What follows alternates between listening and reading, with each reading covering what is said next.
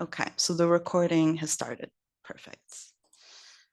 Okay, so now we can finally move on to the seminar. So we have a very exciting panel here of, oh, amazing, thank you.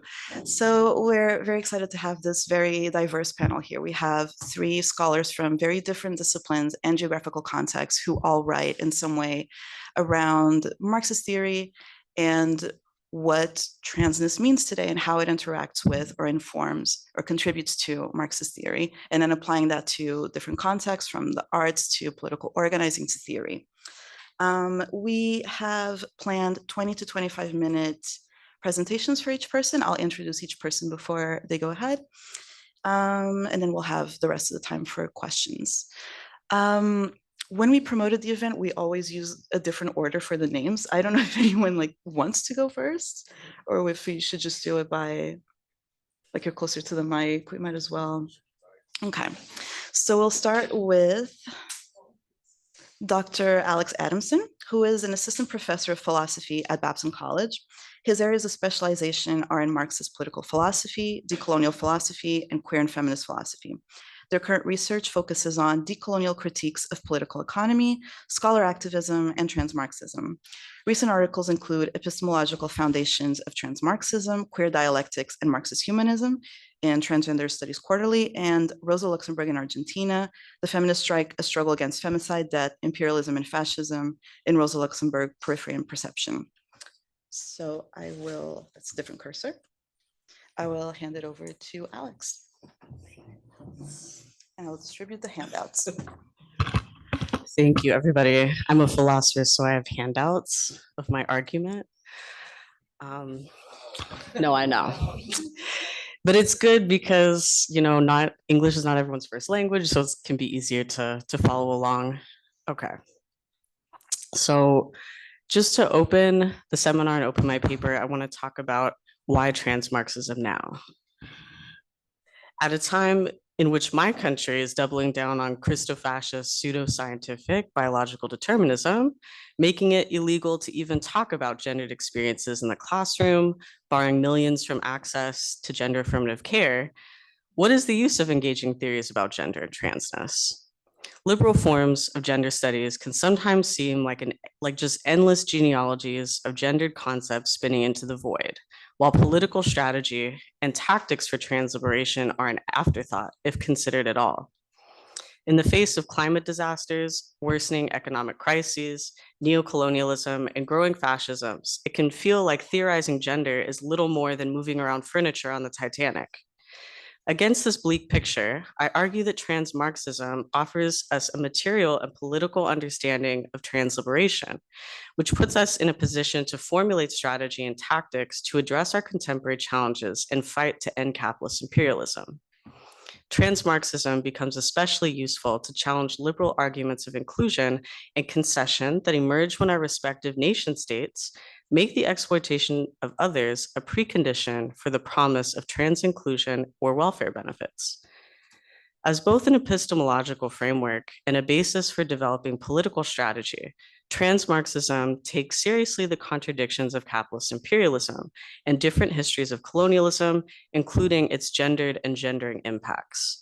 Unlike its liberal presentation, trans liberation must strive for a world where colonial gender norms are no longer enforced and the material conditions requiring these rigid and so-called productive forms of life are no longer in place. First, I'll outline trans Marxism as an epistemological framework that helps us to develop political strategies for trans liberation capable of undermining capitalist imperialism, both in its liberal and fascistic forms. Second, I will show how trans Marxism is a foil to militant gay liberalism as it emerged in the 1970s and today continues to inform liberal trans politics. While organizing around trans issues is so often synonymous with trans liberalism, I want to demonstrate the benefits of trans Marxism for its ability to forge a revolutionary trans politics, able to prove itself essential to the anti-imperialist, anti-colonial, and anti-capitalist movements.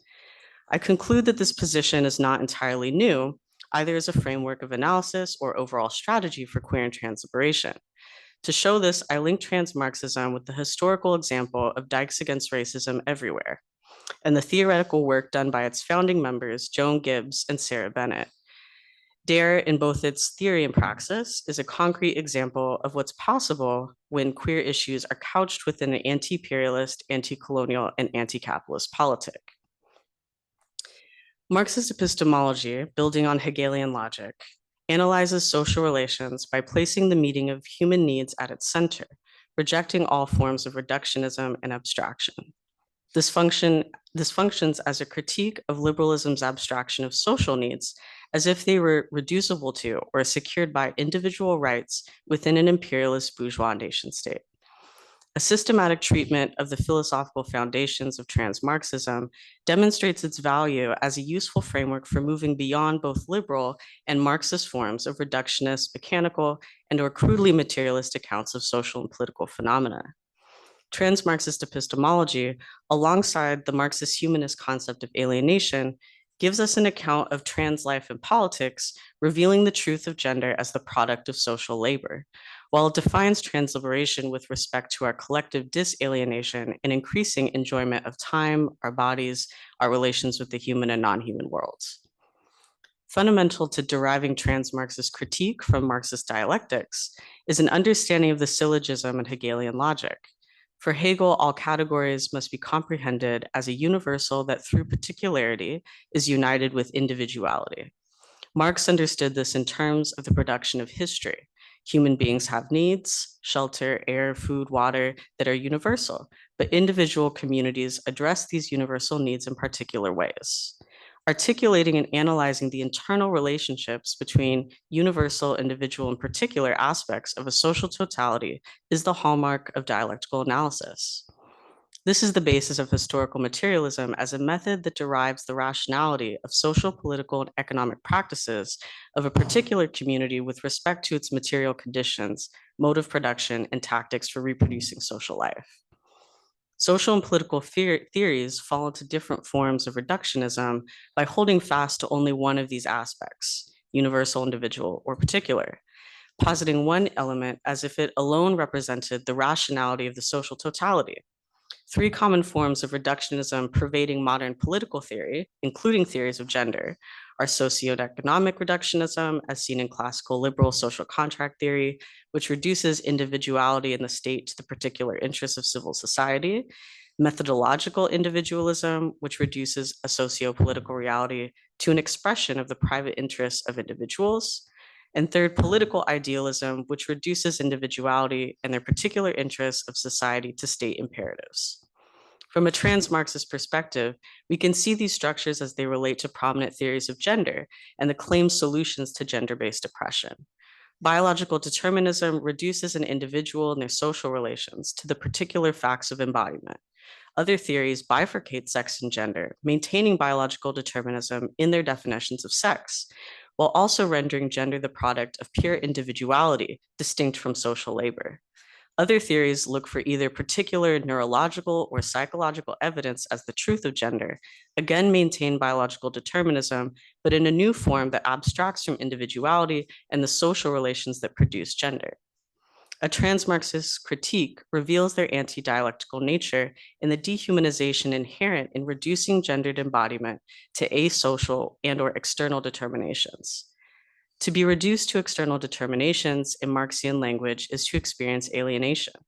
To make gender the product of an individual or external so-called natural determination, when it is in fact the product of social labor, is the hallmark of liberal, conservative, and sometimes so-called Marxist approaches to gender. Humans are natural beings and that they find themselves in bodies that have immediately given needs. But the modalities for which they meet these needs assume a specifically human, social, and malleable character.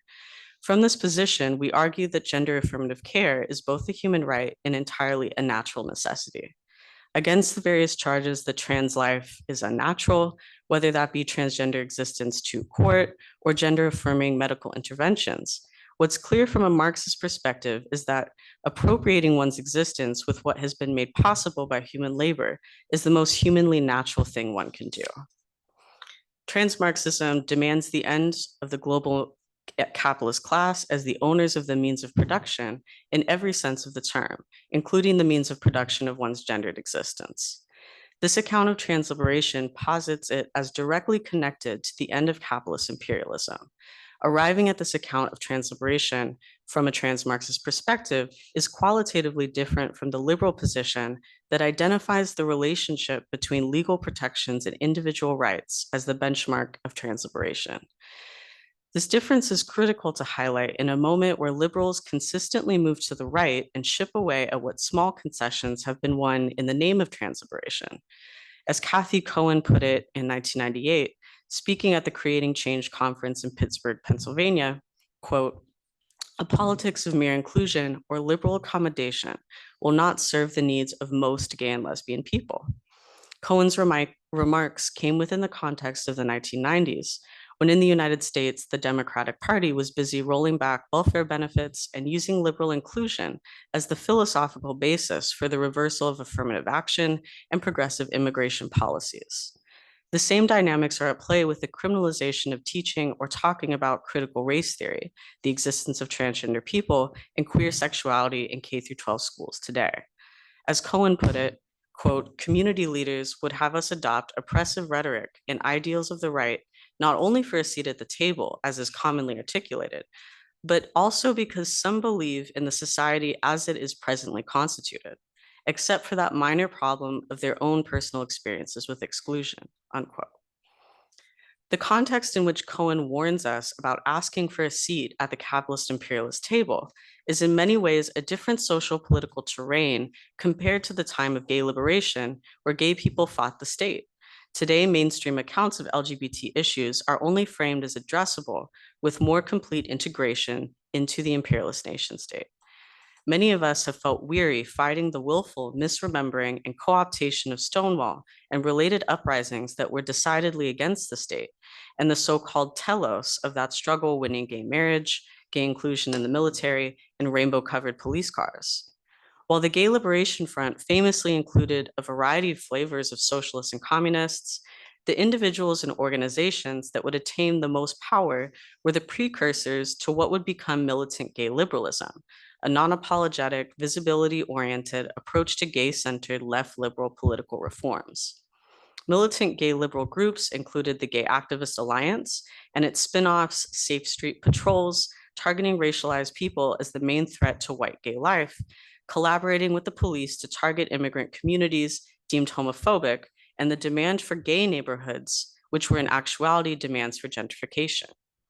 Far from the Gay Liberation Front that understood itself to be in solidarity with the anti-colonial and anti-imperialist struggle of the Viet Cong, these militant gay liberal groups were first to systematically demand a seat at the table that Cohen identified as treacherous.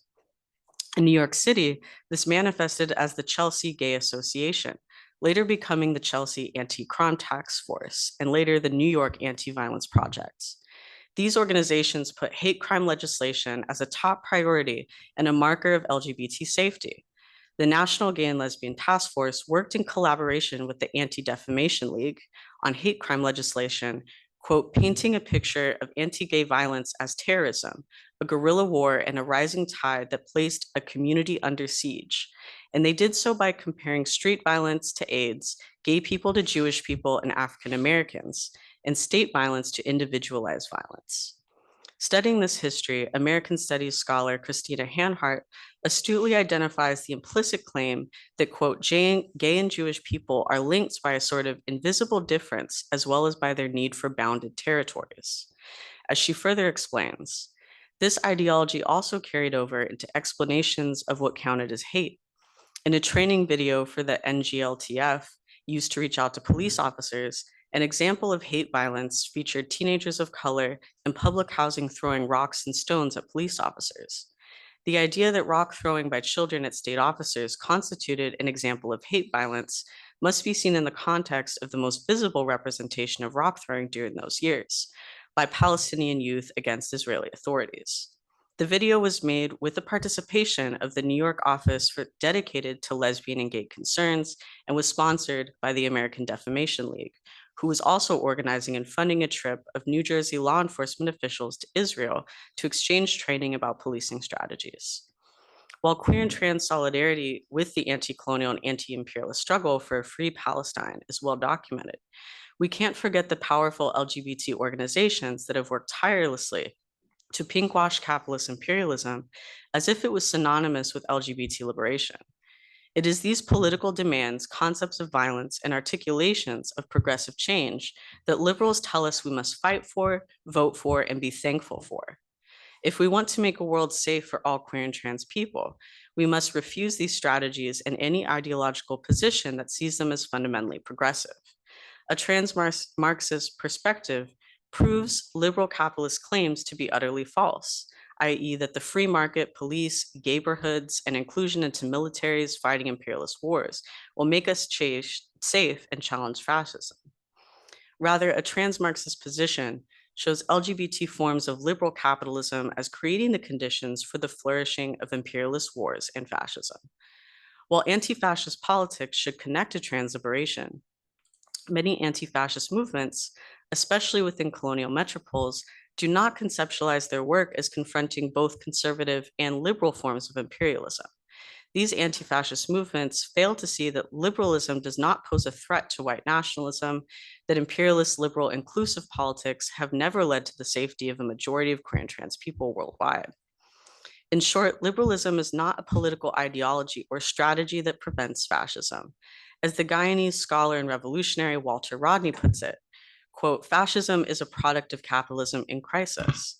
It is an attempt to rescue the essence of the capitalist exploitative system while pretending to be the representative of all interests, such as those of the working class, the bourgeoisie, and the church. In the US context, liberals posit themselves as the anti-fascist alternative to Trump and his policies. However, they will conveniently ignore the many ways in which his policies and ostentatious xenophobia, racism, sexism, and transphobia align with the real politic of the Democratic Party. This is not to say that there are no differences between fascism and liberalism espoused by US Democrats, but to urge us not to forget what the revolutionary Black Panther George Jackson taught us about how many in the US already live under authoritarian and fascistic conditions, even while it maintains its liberal democratic face to others. The violence and repression liberals save only for Indigenous people, Palestinians, Black people, incarcerated people, immigrants, environmental activists, and the labor movement, the fascistic right want to rigorously and expansively apply to all progressive social movements. While no organization from the past can provide a blueprint for our future, there have been a few groups that closely align with what I've described as trans Marxism. One organization I see as aligned with this in both theory and practice is Dykes Against Racism Everywhere, or DARE. DARE was founded in February 1980 after a group of dykes from New York City attended an anti-Klan rally in Greensboro, North Carolina. After returning to New York City, they decided to form an organization fighting against homophobic violence, racism, capitalism, and imperialism because they saw the exploitation of racialized people in the third world as central to the growing wealth of the United States. DARE founding members Joan Gibbs and Sarah Bennett wrote an understudied article titled Racism and Classism in the Lesbian Community, towards the building of a radical autonomous lesbian movement. Written in 1980, it appears at a critical moment of struggle between radical and reformist strategies within LGBT organizing, against those who sought to unify women or lesbians or gays at the cost of all aspects of internal violence within those diversely experienced categories. Gibbs and Bennett write, quote, racism and classism exist in the lesbian community because they exist in the whole of what today is defined as the United States. They continue, we cannot liberate ourselves in a vacuum and or by assuming that the solution to all of the oppressions that lesbians face, particularly those of third world lesbians, lies in the liberation of our heads and spaces of men. This account mirrors the analysis of groups like Third World Gay Revolution in Chicago and later the Third World Women's Alliance in New York City. But what I think makes their analysis unique is how they argue against lesbian separatism while still advocating for a radical and autonomous lesbian movement. They critique separatism for singling out patriarchy as the only system that needs to be overthrown, for its elision of the differences of interest between lesbians. They write, quote, we have also to overthrow domestic colonialism and imperialism, and the needs and interests of all lesbians are not now and probably never will be identical. This is followed by a specific analysis from Gibbs, a Black lesbian, writing about her experience of her cousin being lynched, her sister dying of a drug overdose, which she connects to her sister's time at Rikers Island jail, and the use of drugs as a political weapon against Black and Third World communities. Gibbs argues, quote, when separatists talk about the problem being men or straight people, I know that they're not talking about my problems. When separatists talk about moving to the country and buying land, I know that I can't and don't want to do that. Isolate myself from Black women, men, and children. Why would I, as a Black woman, even be interested in buying land in the first place? When third world people, Black, Native, and Hispanic peoples within the current borders of the United States are fighting for liberation, for land. Gibbs's argument exposes the reactionary underpinnings and bad faith of so much mainstream discourse, both then and now, around what liberation will look like. From the demand of queer spaces that serve as code for gentrification, differential identity politics divorced from material change or movement work, the settler utopian dreams of finding freedom on stolen land, to defining freedom as isolation and hatred of straight people, men, or children. Instead, Gibbs and Bennett invoke the work of Boston-based Combahee River Collective and the Black radical feminist autonomous and socialist position that they use to define coalition building as the basis of revolutionary political strategy. Gibbs and Bennett are self-conscious of the conservative and reactionary wave about to kick into high gear, and what they find most prescient to discuss is the origins of racial capitalism in the United States and how this history has worked itself into lesbian communities and lesbian activism. They begin their analysis with 1492 and move forward into the history of abolitionist struggles before, during, and after the Civil War in the United States. Drawing on Black radical theorists like Eric Williams, W.E.B. Du Bois, Angela Davis, and James Boggs, they craft a masterful and concise argument that directly connects that history with the support of the United States for apartheid South Africa, mass incarceration, and sterilization of both Native and Puerto Rican women. Moving on to their contemporary lesbian communities, they write, quote, the most obvious way that racism and classism manifest themselves in the lesbian community is in the ownership and control of our resources. Almost every bookstore, restaurant, bar, magazine, newspaper that is owned by lesbians is owned by white middle-class lesbians. These are the conditions under which Gibbs would found the journal Azalea, a magazine by and for third world lesbians. Their proposed strategies for struggles around these issues are for lesbian organizations to build coalitions around political prisoner support, police brutality, affirmative action, reproductive rights, and the Klan. Above all, they called for principled struggle and the need for events and organizing spaces to be accessible with respect to mobility, language, and childcare. In opposition to gay or trans liberalism, which remains hegemonic in LGBT organizing spaces, DARE and its members put forth a critique that focuses on structural and global analysis of capital, rather than a perspective based on local consumption patterns, at the same time as they acknowledge the complex set of identifications and desires that motivate and differentially position people in addition to class status. I argue that trans Marxism follows in the footsteps of the analyses and strategies used by DARE, and is what we are called to take up again today. Trans Marxism provides an epistemological framework to analyze our contemporary conditions so that we can articulate political strategy and demands that are substantively anti-fascist, anti-imperialist, and anti-colonial, serving as a bulwark against the propaganda of gay and trans liberalism. Our settler, colonial, and imperialist nation states will not save us nor make us safe. Trans liberation will only follow from their abolition.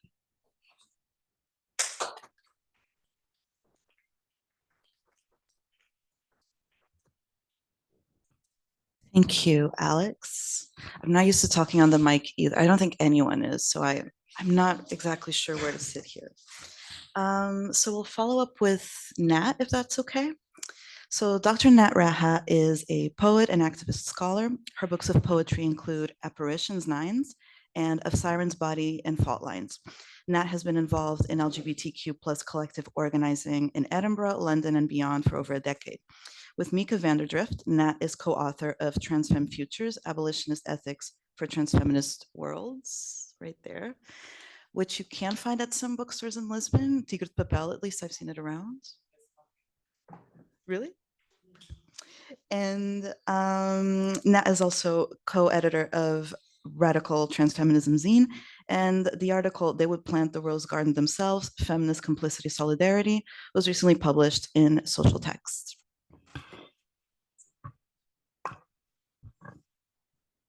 This cable's moving. Yeah, cool. I'm gonna try and get it to not pop. Cool. So my talk's titled Transhistorical, that's with an R, Materialism as Method, or How Stars Get Born from Feminist Anti-Colonial Liberations. I've been like really beautifully set up by Alex. Thank you. But my talk today weaves together strands from my work on queer and trans Marxisms from the last 8 years or so. This is kind of like my postdoctoral work, which I was doing in the 2010s. And the more recent collaborative work that I've undertaken with Make a Van der Drift, which is this book, Transfem Futures, Abolitionist Ethics for Transfeminist Worlds. Our book's focused on transfeminist practices within social movement organizing, reflecting on how feminist and transness can inform our actions for social transformation. We work through a handful of practical conceptions, namely like making a claim to complicity, thinking about undoing separability and more, that speak towards Marxian and leftist approaches to revolutionary and social change. And I kind of have like an anxiety. Sometimes this book isn't very Marxist and I feel like I'm like failing you all. And so today I'm going to try and draw from some of this practical approach to trans that could influence historical materialist methodology as a insurgent reading practice. I'm thinking under the encouragement of Jordi Rosenberg's readings of Walter Benjamin. Although I think I've really also misgendered this methodology. So in an article that I wrote with Riviere Barnes, The Place of the Trans Fag Bidyke is in the Revolution, we briefly proposed this idea of a queer and trans historical materialism. So that's historical, but with an R inserted, to suggest both the prospect of a trans, non-binary, genderqueer, feminized, and feminist subject of history, understood in the context of the forms of oppression that this has faced. I say subject, I was going to mess this up a bit more, and of historical and present violences that we might have experienced through these, and that's like a collectively, right? In that article, we focus on the creative activations of revolutionary figures, artists, activists, through including through poetics and creative activations of the archive. Riviere also talks kind of extensively about Paris and the queer bits of the Gilets jaunes that are happening around the time. This formulation of a trans queer historical materialism as a method also emerges out of queer and trans Marxisms more broadly, kind of drawing from Roderick Ferguson's injunction in Aberrations in Black to address the silences of historical materialism by, quote, disidentifying with historical materialism to rethink its categories and how they might conceal the materiality of race, gender, and sexuality, end quote. Disidentification in Munoz's formulation entails working on and against a dominant logic to reveal the inner contradictions and norms that may emerge within it. Okay, so in mine and Maker's work here in the book, we underline trans as a practice or trans as practice, placing an emphasis on this kind of verb form, or which is, in Susan Stryker's definition, a movement, like trans as a movement from an unchosen starting place towards something else.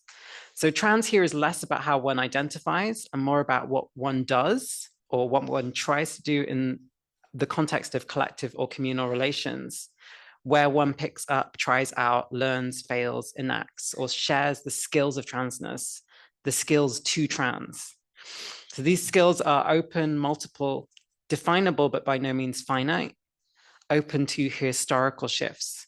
They're skills that could ultimately be taken up by anyone, given that unlike the gender clinic and the TERFs, we don't want to police gender. And and I also just want to say, I write about this elsewhere. We really think about like transness as this collective production, right? So it's a form of like gender is a form of collective labor and it emerges out of the logics and relations and contexts that we're situated within. And so a shift away from an identity-based transness or queerness, which, so an identity-based transness or queerness, which may be potentially commodified or appropriated by capital, or politically destabilized in the struggles for or against rights within the neoliberal framework, or caught up in a positional understanding of the social order, whereby, say, trans is always definitional, is by definition opposed, oppressed, or opposite to cis, or that trans is always oppressed and is seemingly never empowered by other intersecting hegemonic powers, such as, say, whiteness or ableism. The shift away from an identity towards a practice or action-oriented transness perhaps throws the historical materialist revolutionary subject into question, or at least in regards to how we use language to conceive of this. It's okay. You're allowed. If anyone, it's you. It's all in my faith. So how do we do trans or queer Marxism or revolutionary social transformation without a subject who comes into self-consciousness and thus into the urgency to change the world? So I'm thinking here a little bit about Lukács. What is the problem with the subject, right? Why do we have to throw out the subject? And this is like an argument I had with Mako about 100 times while writing this book. So as we learn from decolonial and Black Marxist critiques, decolonial critiques and Black Marxist critiques of the European Enlightenment, the subject begins as the subject who is subject to the king, who's making claims to dispossess indigenous lands. He's the subject who can bear private property, including themselves or other human beings, who can capitalize on the transatlantic slave trade and the enslavement of human beings. It's the subject who thinks and therefore is, and who much, much later, after the abolition of slave trade, we get to become as bearers of rights or passports, likely on the safe side of the fence of Fortress Europe, even if we're also the target of the far right for refusing nationalisms, refusing normative futures or the protocols of gender, or targeted by liberalism for waving a Palestinian flag, speaking up against the genocide. While the struggle to be recognized as a subject within the liberal framework in the context where we're threatened with having our documents checked just for going to the bathroom or finding somewhere to live or work, as is the case in Britain, might seem like a struggle for rights, there's a problem with the narrative of history is often the narrative of progress or regression regarding rights, rather than an insurgent narration of our collective resistance against the social order to break free from the material conditions of oppression together and to enact collective transformation. Okay, so it's this insurgent narration of collective transformations that I want to recenter in our trans and queer historical materialism. And it's something that we can do without a subject per se, as it's about practices, actions, forms of labor in and beyond the workplace, aesthetic forms, and a practice-based consciousness that emerges collectively through movements. Okay, so in this kind of spirit, I want to turn my attention also to reading the logics of anti-colonialism within gay, trans, lesbian, and feminist archives, to propose that action-oriented collective practices are anti-colonial logics that formed the grammar of the liberation movements in the 60s and 70s. This is to propose an alternative historiography to those offered by white, Eurocentric, gay, and feminist histories of the 70s in particular as well. And so following a good decade or so of like artistic and historical emphasis, especially in the work of, say, like Tourmaline, Kyan Williams, Eric Stanley, who else? I've got more people on this list, Riley Snorton, and others, figures such as, you know, Marsha P. Johnson, Sylvia Rivera, Storma Delevingne, Miss Major, they've re-precipitated as key activists, without which gay and trans liberation from Stonewall to now seems somewhat unimaginable. However, these recoveries were necessary precisely because the anti-colonial ethos on which gay liberation drew its grammar at the turn of the 70s has been and often continues to be erased in trans and queer historiography.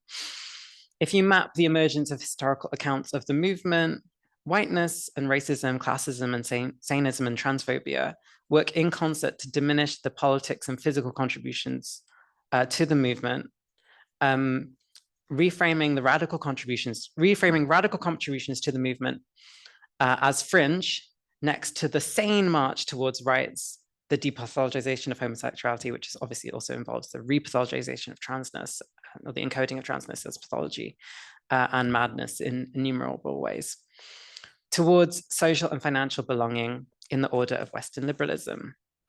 Queer and trans liberalisms and the possibilities of pinkwashing itself emerge from political, cultural, and historiographic maneuvers. And then, for instance, like writing 10 years ago, Jessie Gann argues in relation to Sylvia Rivera that her reclamation by trans activists as, quote, transgender Stonewall combatant, end quote, worked to, quote, conceal her subjectivity as a working class Puerto Rican, Venezuelan drag queen and sex worker, end quote. While Stonewall is, of course, hegemonically understood as the birth of the gay rights movement that runs from June 1969 to gay matrimony, trans backlash not accounted for, my proposal here is that trans and gay liberation's conditions of possibility are, in fact, anti-colonial insurgency and resistance against American imperialism in Vietnam, Puerto Rico, against Indigenous and First Nations on Turtle Island, and against Black and Brown communities in urban metropolitan centers. So STARS is not born from nowhere. And the second half of my paper is a bit of a microhistory of September 1970 on some of the conditions of possibility for revolutionary consciousness articulated through the practices and platforms / writings of street transvestite action revolutionaries, thinking through the street queen as collective agent, or maybe that's like implicit but not explicit, so apologies. STARS politics combine trans expression, pursuing radical civil rights, which means something else to rights for poor and or homeless trans and gay people through collective means, including through prison activism and support, highlighting the agency of street people while developing the revolutionary rhetoric of the Black Power and Third World liberation movements.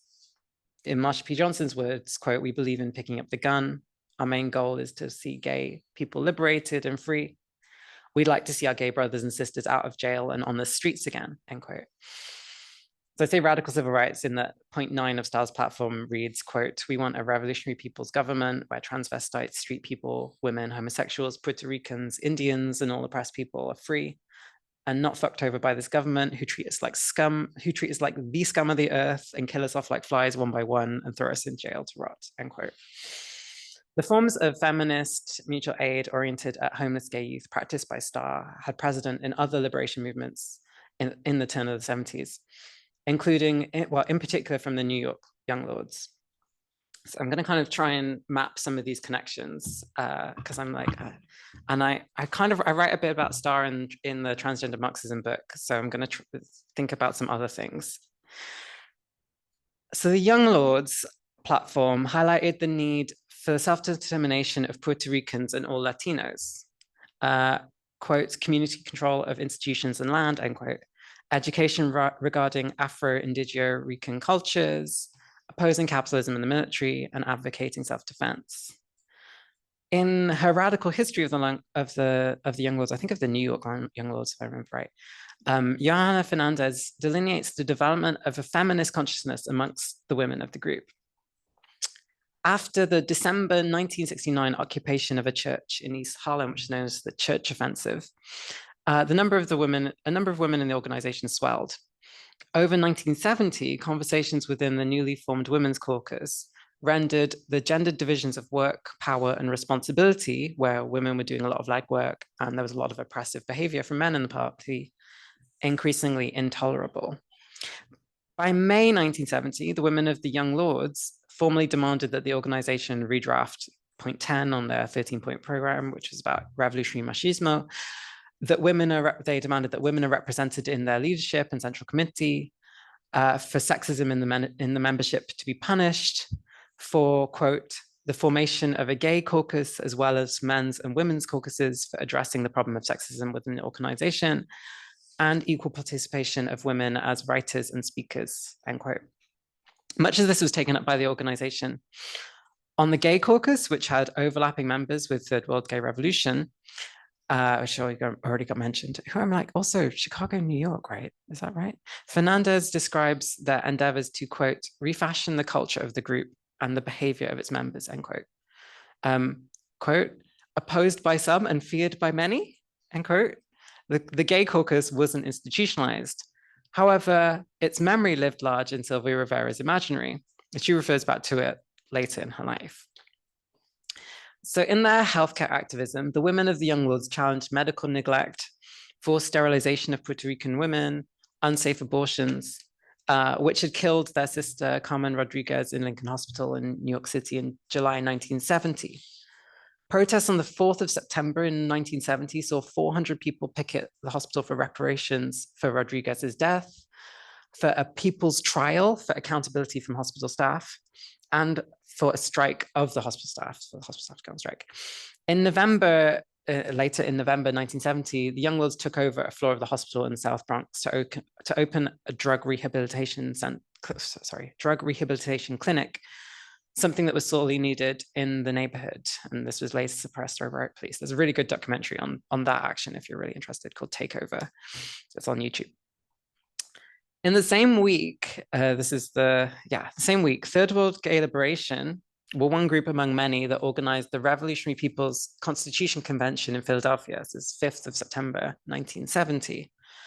This is an important event that occurred on the back of Huey P. Newton's widely circulated letter calling for unity within the women's and gay movements and castigating homophobic insecurities amongst the Black Panthers and the movements.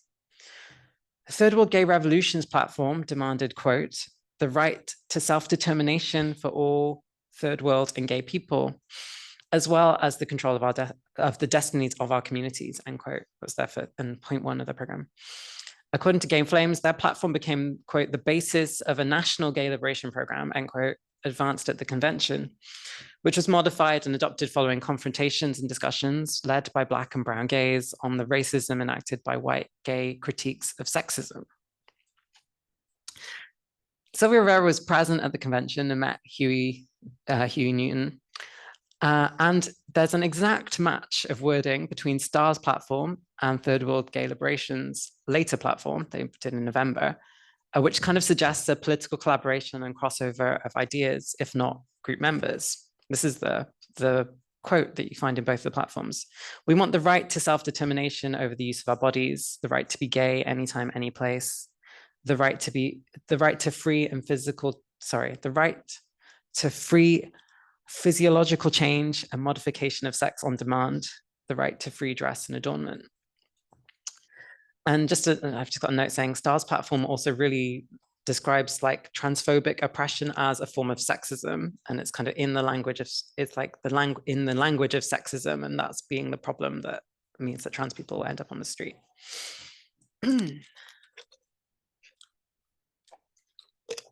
So in his book One Dimensional Queer, Roderick Ferguson reads various speeches and texts by Rivera to elaborate her claim that, quote, all of us were working for so many movements all of the time, end quote.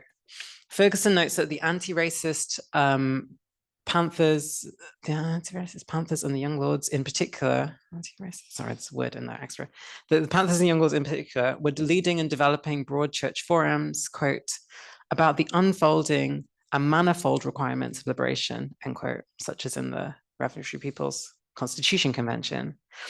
He describes the role of New York University students in inviting first the Gay Activist Alliance into their campus spaces. When they faced pushback from management, who feared gay people would influence the students, the NYU Gay Student Liberation reached out to the Gay Liberation Front, quote, calling for an immediate occupation of Weinstein Hall, end quote. So this occupation was September 20th to 25th, 1970. It was at the occupation that STAR formed, and they were kind of on the front lines of resistance to its violent suppression by riot police. There's some really good stories about this. In Ferguson's reading, queer and trans liberation holds a radically disruptive character. It's here demonstrated through the disruption of the spaces of the university to, quote, build a politics specifically designed to move one out of one's designated place, end quote. In other words, this politics is trans as disruptive of social and gendered order. If the unchosen starting point is not merely an assignment in the gender binary, but incarceration in a prison or a psychiatric hospital segregated by the gender binary, or an economic imperative that leaves one with little or no option to join the military, as was the case for many of the people in the Young Lords, then transness may propose the radical upheaval of the white supremacist, cis and or hetero and or homonormative racial capitalist ordering of the world, provided transness can continue to manifest through liberatory practices and not be subsumed into that order. The Young Lords Women's Caucus developed a denaturalizing and anti-essentialist critique of race and gender roles, advanced in their position paper on women, which is published in the party's newspaper Palente on the 25th of September, 1970. This is the same week as the GLF's occupation of Weinstein Hall and Star's formation. The position paper highlights the exploitation of third world and Black women as cheap labor, as sexual objects for men. It emphasized the integral role of women in the revolution, discussed cultural expectations of the various gender roles of women, elaborated the critique of machismo or male chauvinism and its links to domestic violence, and discussed prostitution and limited economic options available to third world women. So it's in all of these contexts that Starr joins a mass demonstration that the Young Lords started in East Harlem in this time. This is a quote from Sylvia Rivera. The protest was against police repression, and we decided to join the demonstration with our Starr banner. It was one of the first times the Starr banner was shown in public, where Starr was present as a group. I became one of them. It was a fabulous feeling for me to be myself, to being part of the Young Lords as a drag queen, and for my organization being part of the Young Lords, end quote. So with a strong stance against and much experience of police repression, Starr provided practical solidarity to the Young Lords. For Sylvia, it's clear her involvement in the party as a drag queen was emotionally and politically significant for her. The Young Lords raised their consciousness in issues of sexism and directed humanizing respect towards socially marginalized Black and Brown people, and Starr claimed a space for queer affectivity, trans expression, and a radical gay politics as part of Puerto Rico liberation in New York. So I've been trying to like map these things out. So I'm going to give you a really juicy historical anecdote, which is nearly the end of my paper, from Fernandez's book on how the Young Lords' solidarity with Sylvia Rivera as a fellow traveler. So after the church offensive, this is all a quote from Fernandez. Rivera faced death threats for a case she filed against a prison guard in the notorious NYC prison, the Tombs, whom she witnessed beating an inmate. When she sought protection from the Young Lords, the Defense Ministry assigned 2 of its members to her. Alternating shifts, Carlito Rivera and the Dominican member Marta Duarte served as Rivera's bodyguards for approximately a week. Rivera's account of his experience offers a window into the complexity of gay, lesbian, and transgender struggle within the movement, along with its possibilities. So he remembers, quote, "Other members declined this assignment. Marta accepted. I freaked out, but I was a soldier. At one point, we headed to a party hosted by the queen she was living with, David, on East 10th Street. Mind you, before we go in, she tells me, don't panic. They're not going to bite you. Mind you, I'm 15. So we go in and I tense up at the first question I hear. Ooh, is he your date? Sylvia responds, no, he's my security. And they all yell, can we have him? No, he's off limits. He's a Young Lord. Ipaca fez eso. They all go crazy. That assignment was a gateway of understanding to me, end quote. So in this story, we hear another example of multiple abolitionist approaches adopted by Rivera to see her gay brothers and sisters out of jail and on the streets again. Rivera's prison activism dovetailed with the Young Lords too. Both Starr and the Young Lords had lost acquaintances and members to violence in 1970 in the Tombs. We also hear Carlito Rivera's account of what Maria Lugones would call world traveling into the gay/trans East Village, culturally, if not spatially, to provide protections for siblings who are part of the struggle. And at this time, the Lower East Side is primarily a Puerto Rican neighborhood. And this party is like about 8 blocks from where Starr House was. Okay, so that's kind of the end of my paper. I don't have an end, but I'm like, I think there's some useful things to think about in terms of like, there's questions around like, what rights, like how rights becomes the form of rights that gets codified as, but then simultaneously that all of this, like the prospect of liberation is this prospect of, it's always collective and it's never just the subject. And then this trouble of like, okay, so how do we think about navigating historical figures without thinking of them as political, as subjects per se, and being like, actually, no, this is all in this massive subjectification and violence, right? Where like the refusal of subjectivity is actually the conditions of political possibility. So yeah, so I'm just gonna end there.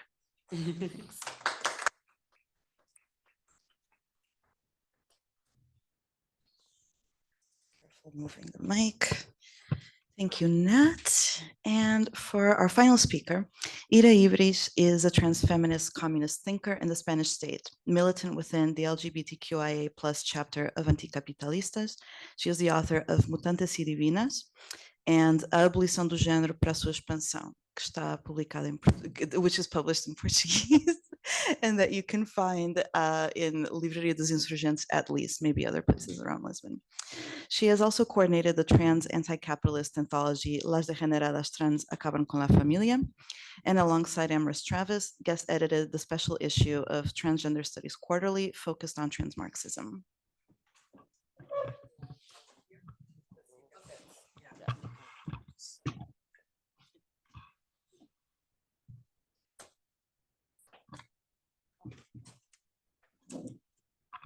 Okay. Well, first of all, thank you very much to the Queer Research Hub for fostering this amazing seminar. Also telling you that, excuse me in advance, because English is not my first language. So maybe some of the sentences just don't make sense, but I'll try it to be interesting and politically fruitful. So, historically, the relationship between Marxism and trans liberation has been complex and contradictory. As a starting point, trans struggles involve a specific position of rebellion against cisness, echoing Emma Heaney, the idea that we are naturally predisposed to the social expectations imposed on us at birth based on our anatomy. In other words, it is a social relationship that cuts across all proletarianized people, however much trans, queer, and non-binary people constitute the avant-garde in confronting it. However, Marxist movements often have not considered cisness as part of the capitalist fabric. And this has led the communist movement to adopt both a tendency and a counter-tendency, the two of them which are to be understood in a dynamic and oscillating way. On the one hand, open transphobia, rejecting the embodied challenge to binarism as a sort of anti-materialist intrusion to be morally mandated out of existence in socialism, to use famous Janice Raymond's words. On the other, an opportunistic support for trans people and their struggles that nevertheless leaves the revolutionary subject itself completely unquestioned. In either of these two tendencies, we find a manifest inability to connect our oppression to the broader historical processes of the capitalist totality. The ruthless critique of all that exists turns thus a blind eye to bodily and gender normativity, thus leaving its dominant historical forms naturalized, that is, cisness, the nuclear family, and vanilla monogamous heterosexuality. For, as Holly Lewis points out, occupying a hegemonic position within capitalism allows you to present as natural and eternal those things that you assume exist within you. However, a revolutionary Marxist perspective demands of us a more ambitious analytical and political work. Communism, the real movement that abolishes the present state of things, aspires to the emancipation of humanity and life as a whole by means of a revolution. That is to say, it is both a totalizing and planetary horizon aimed at breaking all the chains and social forms of oppression experienced by all people. But furthermore, far from stopping at a merely productive transformation, communism radically supersedes and expands all relations now in existence, regardless of whether they go beyond the temporality of wage work. As communists, aspiring to totality implies then a desire to leave no proletarian behind in the construction of a classless society free of domination. But it also implies, in turn, that leaving no proletarian behind is a precondition of the very process of building a classless society free of domination. And there are two simple reasons for this. First, the capitalist class relation incorporates in the process of its own reproduction, that is, the maintenance of the conditions of production, including the subjectivity of the exploited, a multiplicity of social relations and institutionalized divisions. In this sense, we cannot confront capital as it exists without attending to the historical forms through which it survives. A gendered and international imperialist division of labor, processes of accumulation by dispossession of indigenous lands, debt, devaluation and alterity of queer, disabled, racialized and migrant bodies, marked as surplus population, incarcerated or swelling the industrial reserve army, colonial occupation, genocide, securitization of states and growing authoritarianism, etc. Secondly, not all working class people live and perceive domination in the same way. So that a plurality of points of view, which are to be understood as not individual, as collective, the fruit of diverse experiences of a struggle, becomes necessary to even know the contours of the world to be abolished, or at least a provisional image of it that is incomplete as possible. Such standpoints thus reveal hidden regions of capitalist domination in its historical development. They enable us to denaturalize bourgeois social forms embodied in all people. Relations, in fact, imbricated in the daily reproduction of the world as it exists, and that is, in the reproduction of ourselves as exploited and incapable of self-determining our own lives. Hence, a trans Marxism invites us to understand that no aspect of capitalist life, including sexuality or gender, exists in isolation from its social formation. That is, our bodies, self-expressions, intimacies, and desires are not alien or external to the economic relations of this world, but are one of its many terrains of reproduction and also of antagonism. And that this implies a necessary self-transformation of the class subject, revolutionary struggle, and communist horizon itself.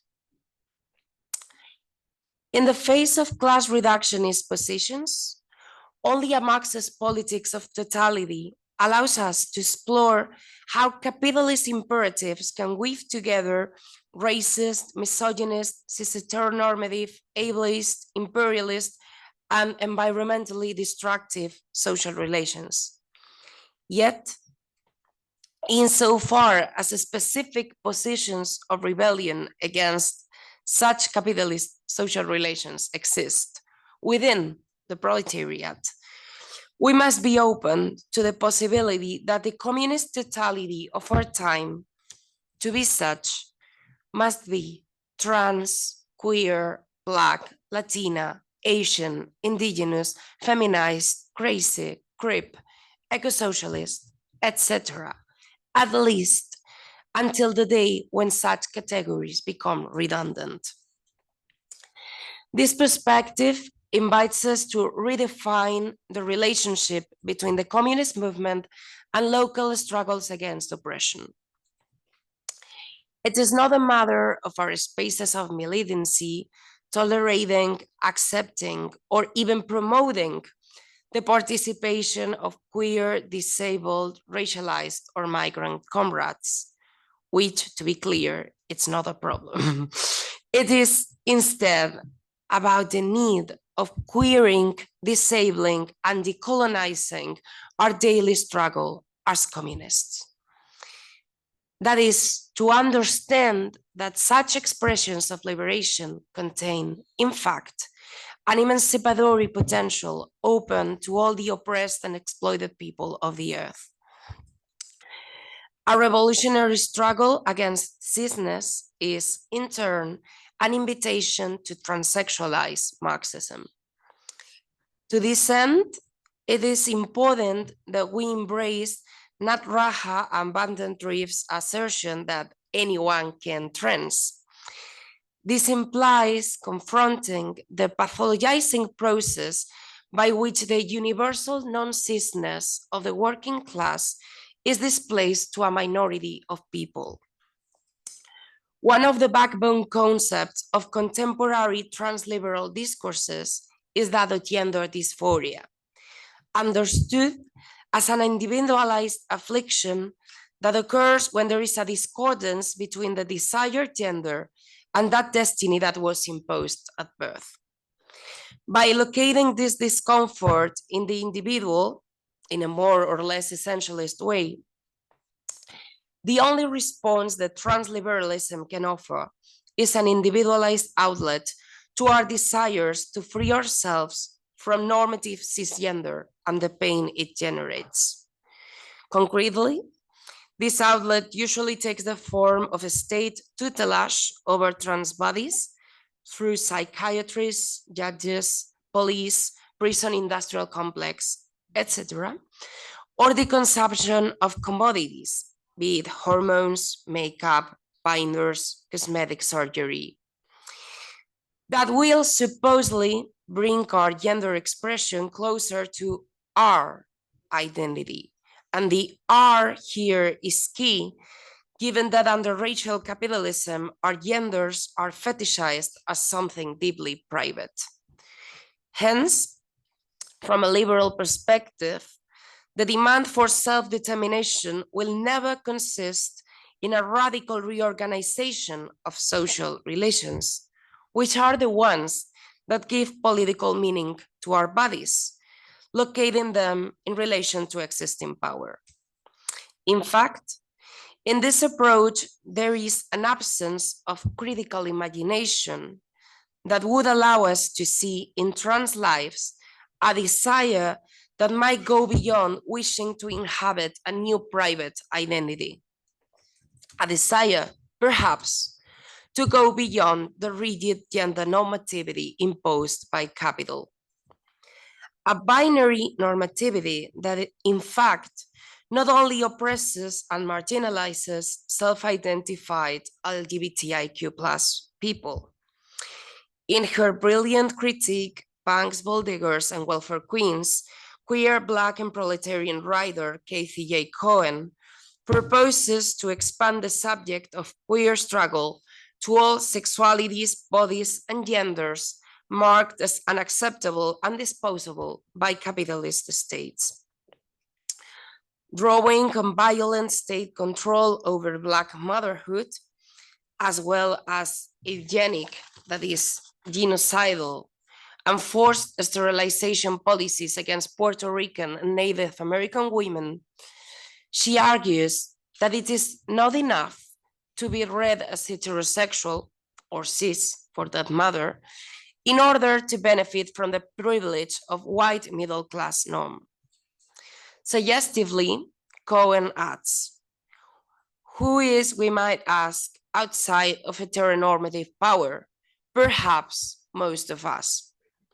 So perhaps then every proletarianized person can be the political subject of cisness abolition. Hence, the ultimate goal of full trans liberation is not the state bureaucratic recognition of some people non-cis private identities, as if cis was something to be left in existence in the first place, but birthing collectively a new world in which, as Richard Seymour craved, recasting the historic cry of anti-fascist resistance during the Spanish Civil War, none shall pass.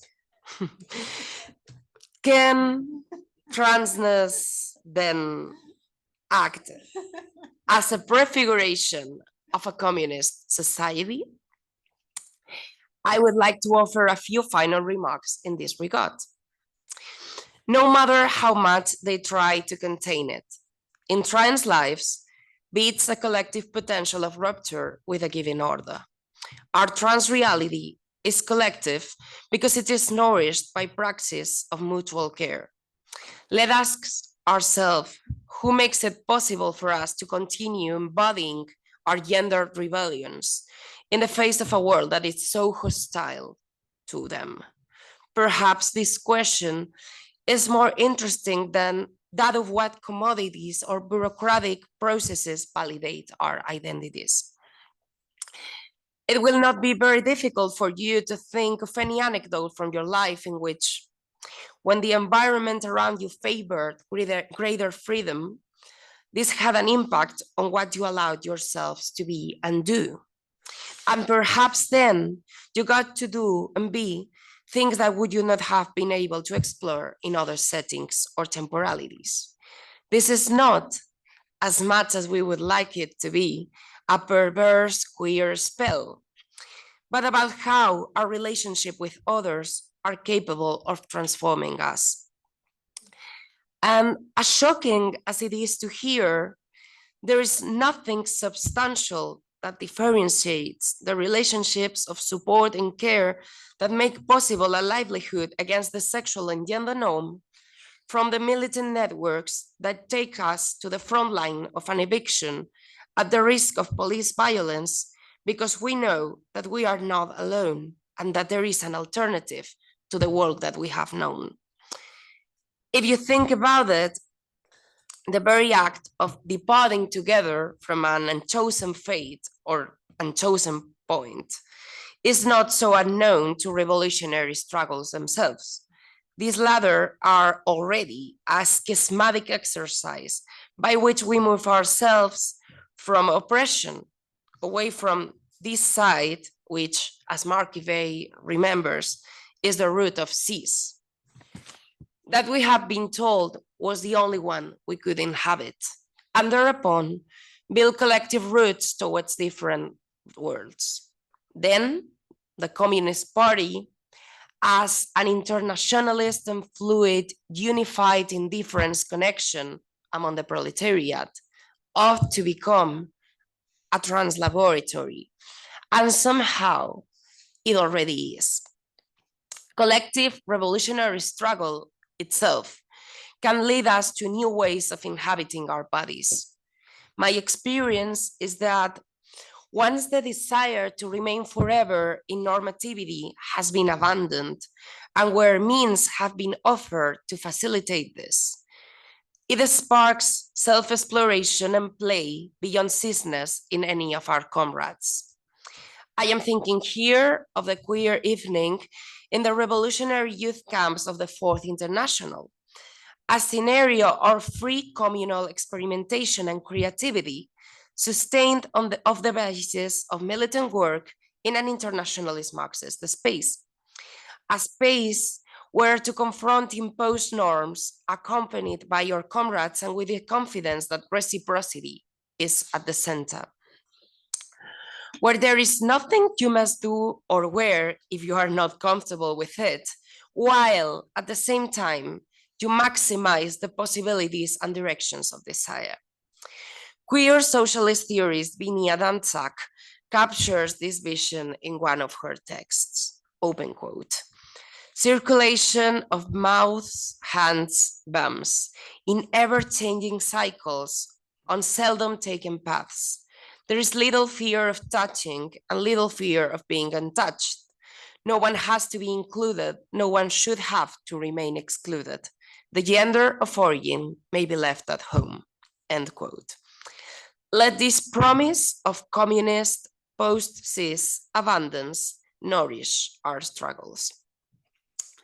So we don't know what this trans-communist future we strive for will materialize into, but we can think of it in the terms in which the Italian revolutionary transvestite Mario Mieli did in the 1970s. For her, socialism would bring it with a universal transsexuality.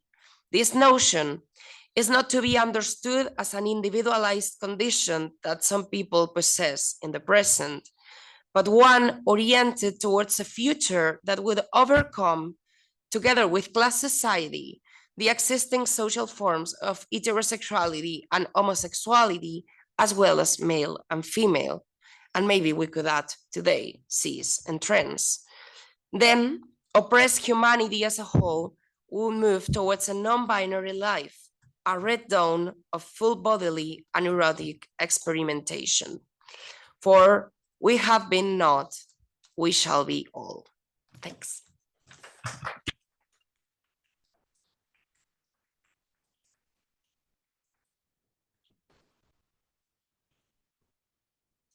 Thank you, Ira. Sorry for that snap with the microphone again.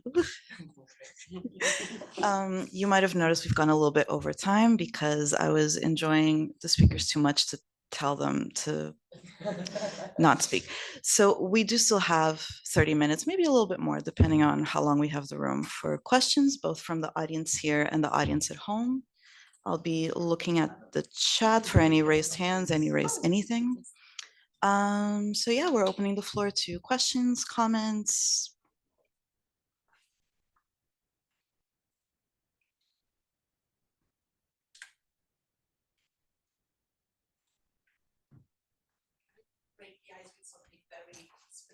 Of course. You were mentioning a thinker and a book about like expanding the term queer to all the non-normative existences. Could you please tell me the name because I didn't have a chance to write it down. She was already mentioned by Alex. It's Kathy Cohen. Okay, thank you so much. Yeah, like both Kathy Cohen and Barbara Smith are like great critics of. I mean, there are more today, like Nat or or Marcus Bay or Kewe said, but she has like this landmark test that still inspires us today. What I felt from your, sorry, but what I felt was a true connection for someone also who like enjoys these readings, but is not prepared as a thinker and philosopher or academic on topics, nor identifies fully as a Marxist. To be honest. So I was just thinking like, I might leave the room with my Marxist friend completely by your very good presentation. But I think that the strong connection was the needs of a systemic recognition of ourselves in the past, not to emulate, but to create strength in what to project in the future. I feel that maybe at this time, transfeminism is somewhat, I don't know, at least in the Italian experience and somewhat the UK one, diversifying so much and taking distance from the past in a way that is not regenerative. And I was just thinking, and again, like I'm not a philosopher, but in my opinion, it was very important for my education as a person to read Carla Lonzi, and in particular, let's speak to on Hegel. And despite now being seen with the lens of being a turf, and I use this term after having yesterday made a differentiation between turf feminist and anti-trans feminism. I believe that there is also something that philosophically does not work that way, because she proclaimed an alliance between women and the young boy before turning a man. So there is a destabilization of cisness already in the Marxist feminist thinking, at least in Italy. And so I can't wait to go back and read this text as quantitative and maybe not exhaustive, but thanks to the lens offered by your investigation. So thank you so much. Sorry, I'm just typing a question into the chat. No, it's not you. I realize that when people here ask questions, I'll repeat them so that people at home can understand them. I think there was a question at the... Just you were asked about the title of the text. Yeah. It was the Let's Speak of Hegel by Carla Lonzi. Sputiamo su Hegel. Sí, escupamos sobre Hegel.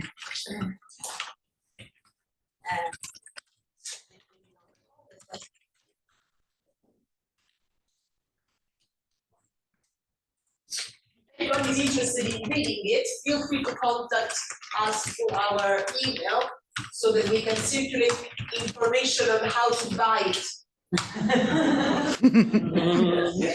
Very More questions from the audience?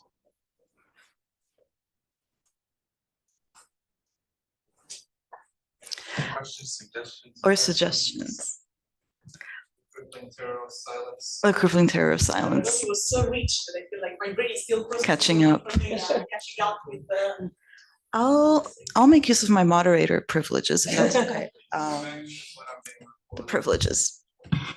So I have a question that kind of, I think, covers all three contributions, I hope. So I think something that is kind of shared between the three papers is why Marxist theory is useful for us to oppose this transliberalism of inclusivity, individual rights, etc., because it helps us think about not individual private needs, but how to interface, not just understanding how we are in the world as a product of its material conditions, but also how to interface with other wider struggles that will lead to an actual liberation. And with all three of you, there's a look to the past for past inspiration of other models of people in other kinds of organizing that have kind of done this before or more successfully in some ways. And so I'm kind of wondering how you can reconcile this look to the past while also understanding that our material conditions are very different today and now. So just wondering if that can inspire some thoughts.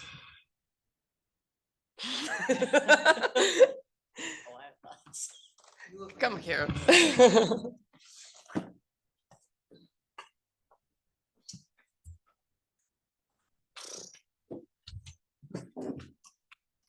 Yeah, so I think the good thing about being a Marxist is that you have a materialist conception of history, which allows you to not just sort of pick up as static sort of past movements and past conceptions of how we will demarcate what counts as us moving further away from our goals.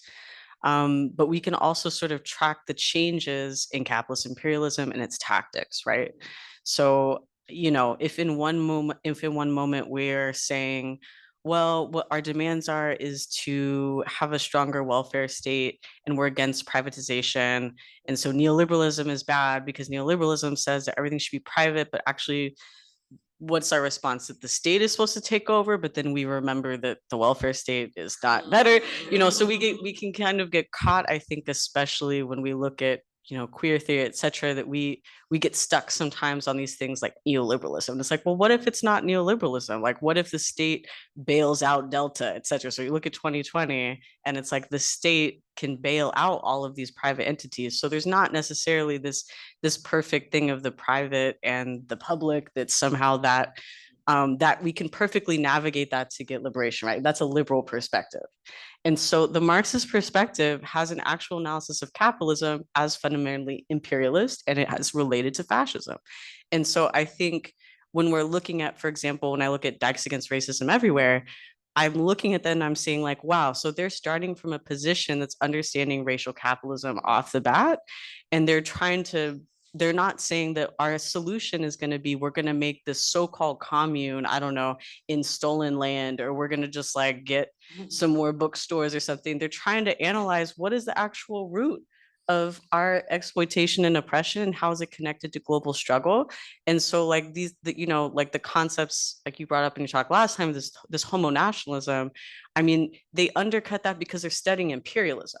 And they're studying like, what does it mean to be part of an international struggle that refuses to base our conception of progress on our national domestic territories and who counts as a citizen.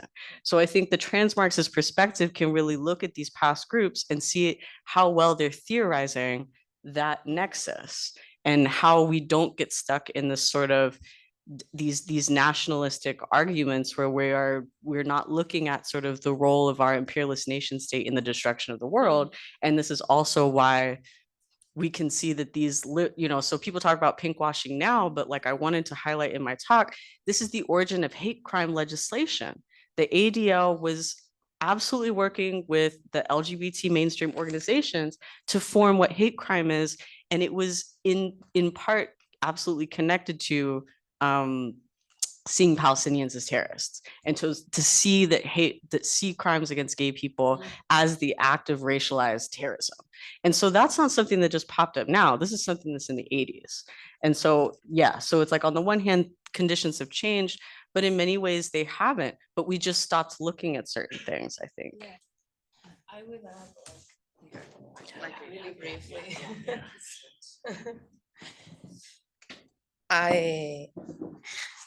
I think the same as Alex.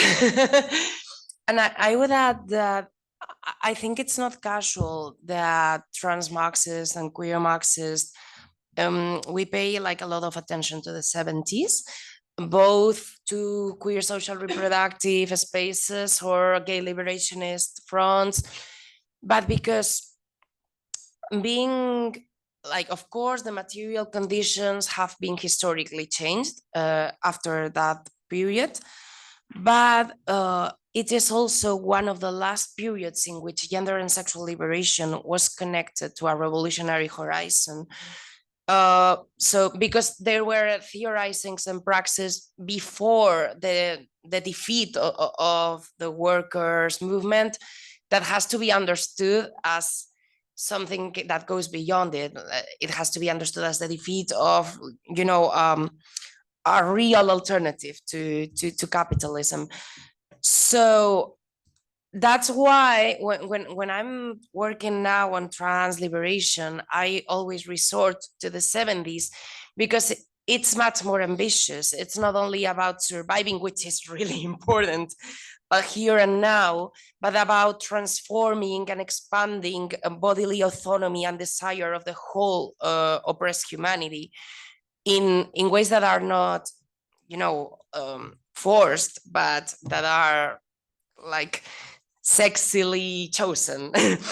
And I think that's one of the main reasons that it's so important going back to the 70s, because it predates our defeat, and it gives us hints of how our liberation was not only in mind, but organizatively connected to revolutionary movements, as we saw with the Star and the Young Lords, as Gay Liberation Front, relationship with Marxist groups.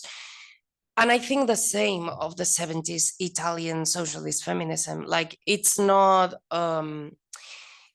by chance that most of gender abolitionist, like contemporary discourses, started, analyzing Leopoldina Fortunati, wages for housework, as a landmark, because I think even with the most radical queer traditions of the 90s and 2000s, we still need to grasp the revolution as possibility that was part of all those political experiences of the past. Yeah.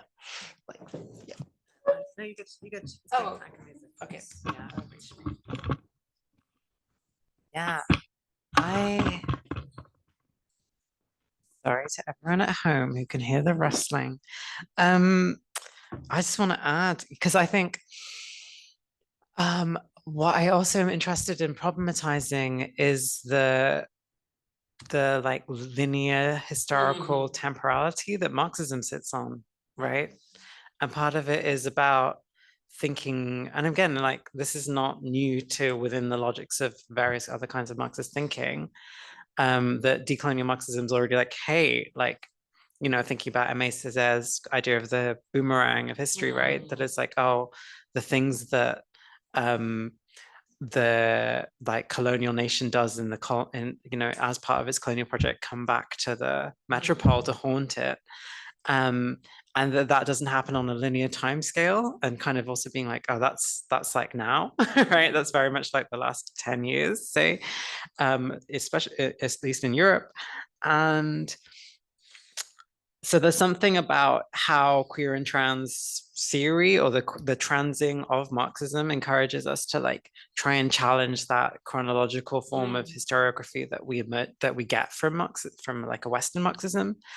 And yeah, and I wonder, I think, I mean, I obviously am in with the returning to the 70s or whatever, but I'm most like, there's something about how, if we're thinking about practices, it's about where we learn our practices from. And I guess I'm always really interested in this, like, oh, what does it mean to pull these practices out of the 70s to understand why the collectives we're interested in were doing what they were doing, for what reasons, what kinds of material needs were they trying to address, what kinds of possibilities of liberation they were trying to activate. And then if we're thinking about practices, that's about what we do now here, right? So it's like, okay, so we can start doing these things in a different context, say, and we can also understand how those differences are situated. And that practices don't necessarily have a sell-by date, right? We just might forget why we're doing things or how we do things for a certain period of time, and then we remember them again. And they'll always be different, because whatever time is different, because we're not in the same time period, we're not in a time machine. But those activations they're kind of, they exist in the world or we make them re-exist in the world. And I also wonder if a lot of this is also about the relationship of abolition. I'm thinking like something that's really clear from our panel is actually about the relationship between Marxism and abolitionist thinking, and thinking about, that these currents are resurgent, right? Actually, like Marxism's resurgence in this moment, say in the last 15 years, as being like, okay, we're going to re-engage with all the 70s Marxist work, be that like Italian Marxist feminist, or be that like the anti-colonial, whatever, American things that we kind of adopt into Marxism, say, because they're not necessarily framed as like not framed as Marxisms per se, but they are forms of abolitionist thinking. And now is a moment where abolition and abolitionism has a familiar, if not, but yet kind of, I don't want to say it's a new grammar, it's a new context for a familiar grammar. And I think, I was like, the thing that really came clear, especially from your presentation, Ira, but the thing that's coming out today is like the role of the critique of the social relations, and there's still the need for that's like the relational space is also, it remains a space of transformation. And I think actually like that's something that Marxism can continue to give, even kind of beyond itself, or beyond our own, say, like commitments to Marxism. Like we don't have to be committed, but we can take that actually, and that's kind of, or we can work with that, and that's kind of useful. So so I'm just like, I think something like, how do we mess the idea of history actually? So it's because I actually completely agree with you. Like, I don't think, I do think that none in this table is to be leveled, luckily, as orthodox Marxist. So, because I am more interested, in achieving liberation than in being faithful to any monolithic reading of politics. But I completely agree with you. Like, I was thinking also on how José Esteban Muñoz talks about specific moments and aesthetic practices of the past that can be like re-enchanted and revitalized, that were like sort of utopias flying over our temporalities that can be through struggle re-invoked. I totally agree with you. I think that we have to understand Marxism and the work of main Marxist contributors as tools that have to be deployed in political praxis here and now, but especially that even the concept of abolition, as we were saying yesterday, like none of this is to be understood as something monolithic or rigid, non-dynamic, or even insensible to the very processes of collective struggle. Like everything can change, and perhaps everything must change. Yeah. I don't know if you, Alex, want to add something? Yeah.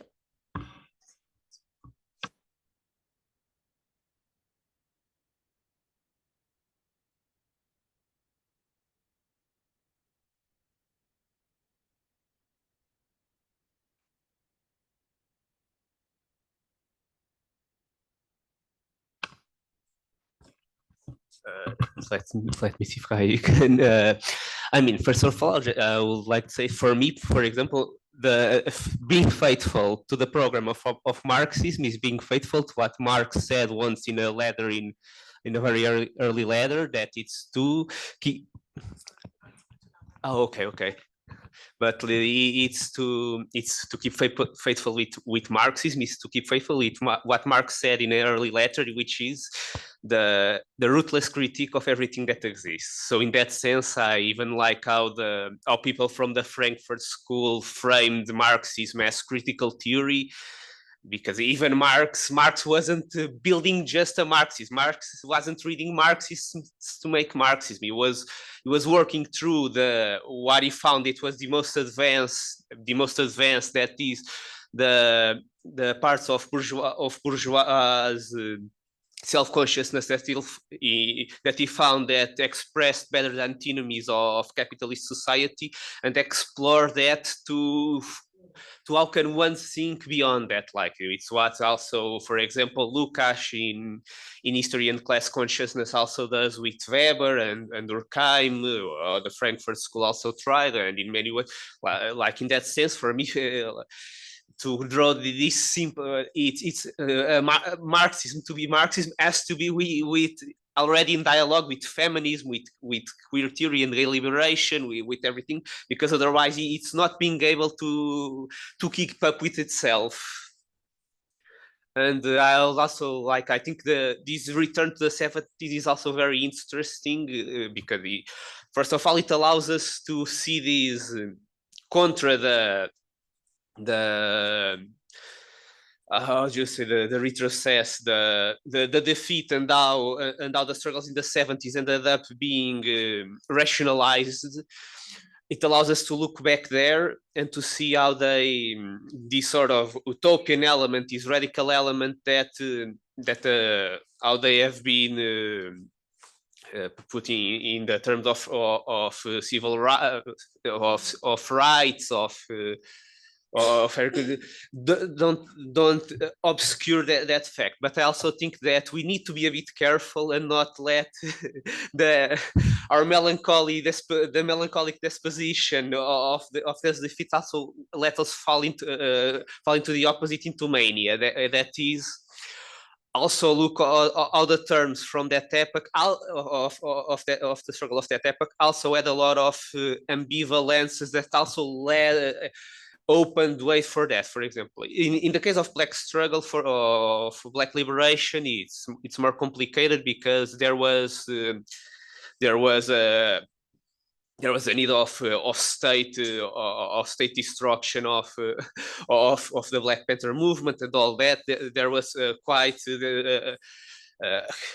quite explicit, if a violent attack over it. But for example, in the case of gay liberation, and even more in the case of feminism, you see a complicated process where, in the case of, for example, radical feminism, where the movement itself ended up being subsumed under state administration.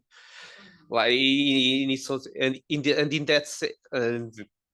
that sense, I think it's important to look at back at this, but also try to understand what were the antinomies of that epoch, and try to understand also, for example, how the terms we use today also come from that time, and they can also be reflective critique. Like, for example, an example that comes to my mind is Christopher Chidi's Sexual Hegemony, which tries exactly to historicize a bit on the and try to understand what was the true revolutionary crux of what made the gay liberation movement be revolutionary in the 70s, but also say, okay, but we need to be careful, understand that these terms also are in many ways, he's saying that in many ways his argument could say are very much still painted with a certain notion of national liberation, which transposed to this to the context of gay liberation also obscures some of the particularities of why this was so radical in the first place. For me, a good example is exactly feminism, which tried to bring the terms of national liberation, and which at the time led to the old problem of for example, the fascination with lesbian separatism, which was their way of trying to reproduce the black nationalism, for example, which was built on a very real social geographic segregation that black racialized people existed in. When in the case of women, first of all, there's a problem of which women were organized. But in the case of in the case of women, for example, in their case, the social segregation was not was divided between these private and public sphere, the domestic and did not it was hard to form a women's community, let's say, that many of them try to take from black liberation struggle and reproduce and never really managed to find appropriate feminist tactics and strategy.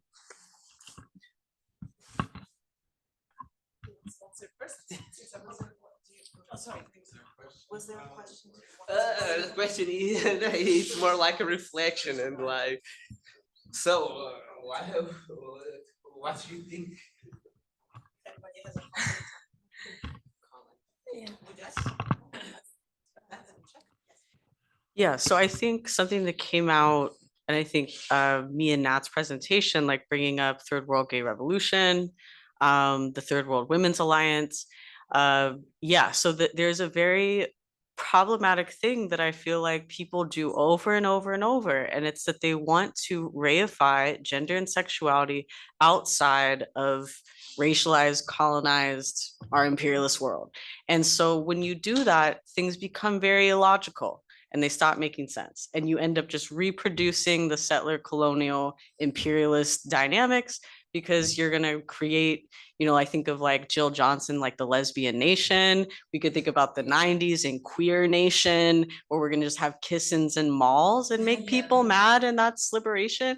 So you start like unhinging tactics from an analysis of exploitation and oppression, because you reify one dimension of what makes you feel oppressed. And so that's always going to be white middle class people. And so they're going to be the ones that hold on to that, and they will problematically recoup these theories that are from Black liberation, from national liberation struggles, and the ways in which, for example, think about Third World Gay Revolution, it started in Chicago by this Black gay man, Ortez Alderson, and one of his first acts was he was one of the first people to destroy the draft cards for Vietnam, and he broke in to the offices and burned them. That's the person that started Third World Gay Revolution. So that tactic, that praxis, that's wildly different from the you know, whether it's the feminist separatists, the lesbian separatists, or like queer nation people, like this, it's connected to an international struggle that's trying to overthrow capitalist imperialism and how it manifests in all of these dimensions, which just goes away if you evacuate that internationalist perspective and a critique of colonialism as part of that.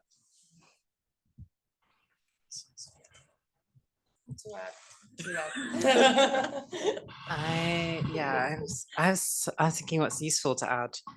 And my brain's just a bit slow, so bear with me. There's something also useful to remember about the history of feminism, right? And the reason that like third world women becomes an organizing tool for a decolonial, what we can call a decolonial feminist project in that period, is because it also is based on a disidentification with feminism. So it's like, oh, feminism is this white thing. And whilst we can recognize and see the kind of politics that's happening under that banner of organizing as feminist, because it looks feminist, at the time in this kind of beginning period of the 70s, it's not reckoned like they're not calling it feminism because they're like, we don't actually like, we're not with feminism because feminism is actually this white women's struggle against patriarchy or against these other forms of capitalist oppression. And so there's something about how these articulations actually manifest and how they develop over periods of over time in this moment, being like, okay, so when do you start seeing third world feminists as a organized? Actually, it's much, much later. And obviously, like in my paper, I'm using feminists because I'm like a useful shorthand, but actually that's also in there already where they're like, this isn't really, but you know, and then because the critique that that third world women are receiving is that, oh, feminist is a white person's political project. And you see this all the way through the 90s and beyond, right? That this criticism of feminism kind of maintains itself. And yeah, so I don't know if that's useful. I'm just trying to think about, I'm like, also is there something about scale as well? I'm thinking a little bit about this question of like, what does it mean to think about collective liberation on this kind of local scale compared to national liberation as taking place on this at the level or even defense, you know, anti-colonial resistance taking place on this kind of like level of the national, and like how that might shape what is possible or lead to certain other kinds of politics that then, you know, it's like, because there's also something about this question around failure maybe, and being like, oh, actually, what do we receive? Like, how do we sit with either with failure or like, how does failure over determine the possibility of a radical rereading or a radical reading of a political struggle? And then like on whose terms do liberation movements fail, right? Also being like, who's telling us that the thing failed? And that, yeah, these are all kind of useful moments of reflection and of thinking. I'm not sure. Yeah.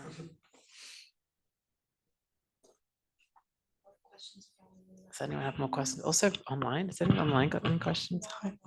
No one's online with questions.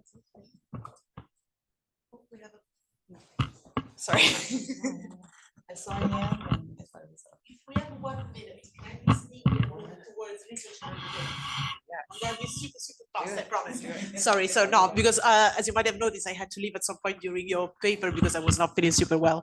So I can't ask you about exactly what you were talking about, but knowing that you're also a poet, and I will sneak in, I'm gonna try to sell it, pun intended, from a trans-feminist, trans-Marxist perspective. As Audre Lorde said, poetry is not a luxury. What do you think the role of poetry is or could be when it comes to revolution? Oh. Were you ready for that? The 1 minute question, 60 seconds, poetry is not luxury, go, revolution. Oh, I'm like the role of poetic imaginary, I think is kind of there.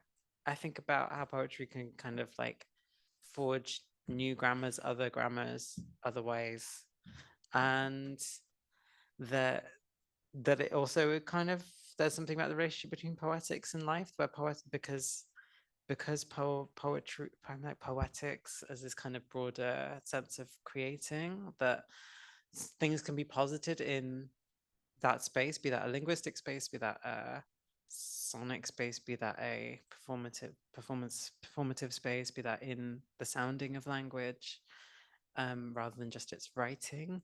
That there's a kind of a creative thinking that can take place that can be really critical for revolutionary thinking or struggle or theory even. Exclamation mark. You get 1 minute.